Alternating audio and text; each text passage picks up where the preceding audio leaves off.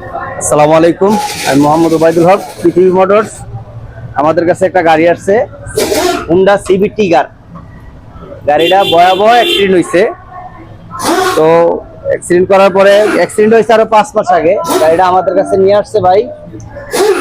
এখন কালকে আমার ভিডিও দেখাইছে, আজকে গাড়ি প্র্যাকটিক্যালি নিয়ে আসছে, কিন্তু দেখার পরে যা বুঝতেছি আসলে মারাত্মক অ্যাক্সিডেন্ট করছে। আপনাদেরকে না দেখাইলে বুঝবেন না। এ হলো সামনের হ্যান্ডেল, হেডলাইট তো নাই, মাঠগার্ডও নাই। তারপরে এই যে টিটা শুদ্ধ ভেঙে গেছে গা, এই যে টি সকাবের এই যে বেরেলটা সব ভাঙছে। অ্যাক্সিডেন্ট করলে সচরাচর রড পাকা হয়, সে জায়গায় ব্রেল সব ভেঙে গেছে। আর হাইড্রোলিকের ডিস্কটা আমরা ঘুরাইতে পারি নাই, খুইলা ঘুরাইতে হবে। সাইলেন্সারের অবস্থাও ভয়াবহ। আর এলো ভাই, আলহামদুলিল্লাহ, আল্লাহর কাছে শুকরিয়া, বড় ভাই এলো গাড়ির মালিক। গাড়ির যে তুলনায় অ্যাক্সিডেন্ট হচ্ছে সে তুলনায় ভাই আলহামদুলিল্লাহ আল্লাহ অনেক সুস্থ রাখছে।